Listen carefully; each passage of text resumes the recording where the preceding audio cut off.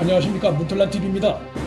윤석열 총장이 민주당과 군소야당의 공수처 법안 밀실 합의에 연일 격노하고 있습니다. 선거법에 이어 공수처 법안까지 그들끼리 모여 만드는 법안을 본회의에 상정시켜 또 한 차례 격렬한 본회의장 충돌이 예상되고 있습니다.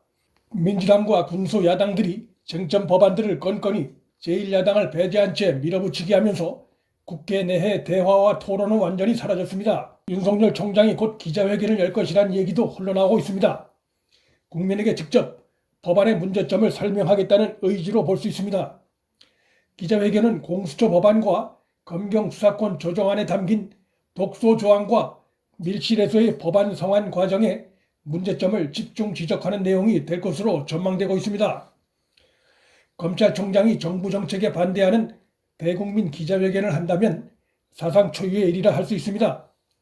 이런 사상 초유의 일이 생기게 된 데에는 제1야당과 검찰 의견에조차도 귀를 기울이지 않는 민주당과 군소야당의 책임이 제일 큽니다.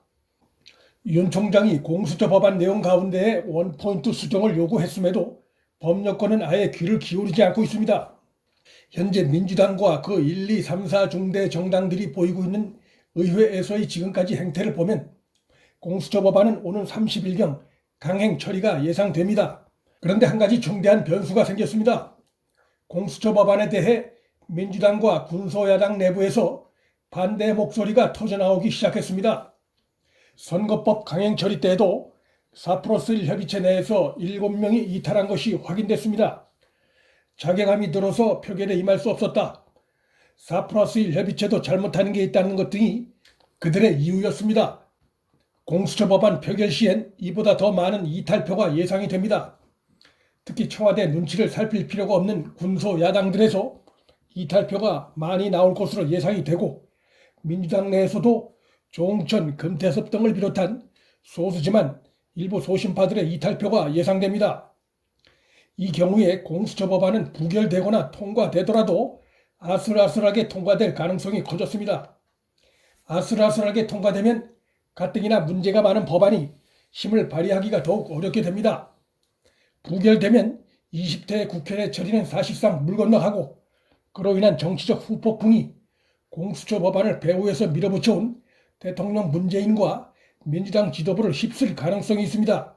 그럼에도 불구하고 공수처 법안이 강행 처리된다면 제1야당의 보다 강력한 장애 투쟁이 전개되겠지만 더 큰 관심사는 윤석열 검찰이 어떤 행동을 취할 것이냐입니다.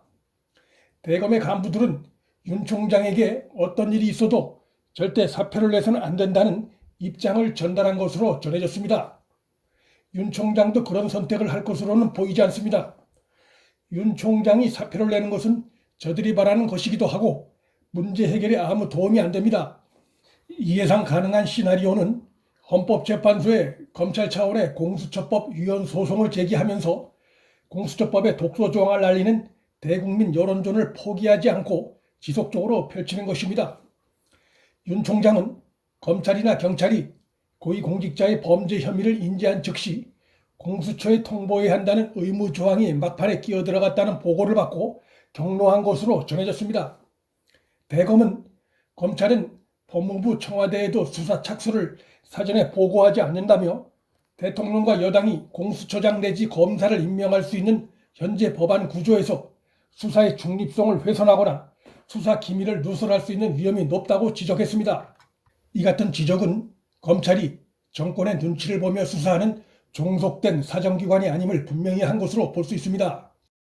검찰 수사의 독립성에 대해선 특히 권력부패 수사에서의 검찰 독립의 필요성에 대해선 국민 대다수가 찬성하는 내용이기 때문에 이를 법안의 문제점과 잘 연결시키는 것이 중요하다고 봅니다.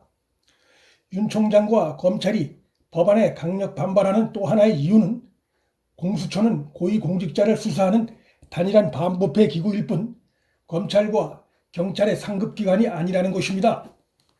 검찰은 또 공수처가 검경 수사 착수 단계부터 그 내용을 통보받는 것은 정부 조직체계 원리에 반한다고 지적하고 있습니다. 헌법과 법체계상 당연한 지적입니다. 청와대의 선거 개입, 하명수사, 후보 매수 등 울산 선거 관련 3대 의혹 사건에 대한 철저한 수사는 문정권이 밀어붙이려 하고 있는 공수처 법안에 감춰진 검은 속내를 들춰내고 그 폐해를 무력화시킬 효과적인 방법 중에 하나라고 할 수 있을 것입니다. 윤 총장 주변 인사들의 전언에 의하면 윤 총장은 지금 정치권의 일방 독주에 크게 분노하고 있는 것으로 알려졌습니다. 검찰은 청와대와 여당이 검경 수사권 조정안 관련한 당초의 약속을 어겼다고 비판하고 있습니다. 당초의 약속이란 박상기 전 법무장관이 대통령 문재인의 재가를 받고 검경 수사권 조정안을 보완하겠다고 한 약속인데 이 약속이 하나도 반영되지 않았다는 것입니다. 검찰은 그때와 지금 상황이 변경된 것은 검찰이 권력을 겨눈다는 사실 하나뿐이라며 분노하고 있습니다. 검찰은 4+1 협의체에서 수사권 조정 법안을 협의하며 회의록 등 아무런 공식 기록을 남기지 않은 것에 대해서도 크게 우려하고 있습니다. 검찰은 날림도 이런 날림이 없다고 지적하고 있습니다. 공수처법을 둘러싼 이 모든 혼란의 핵심 원인은 권력을 감시하는 검찰의 힘을 빼려 시도하고 있는 대통령 문재인에 있습니다. 선거제법 파동도 결국은 공수처법 처리 시도와 연계됐다는 점에서 그 정점에 문재인이 있습니다. 결국은 문재인을 심판하는 것이 이 모든 혼란과 파동을 해결하는 길이라 할 수 있습니다. 이번 총선에서의 선택은 그 길로 가는 전 단계라 할 수 있습니다. 민주주의 파괴를 막느냐 여부가 이번 총선에 달렸습니다. 물들남TV 여기서 마칩니다. 구독과 좋아요, 방송 공유는 방송 제작에 큰 힘이 됩니다. 시청해 주셔서 감사합니다.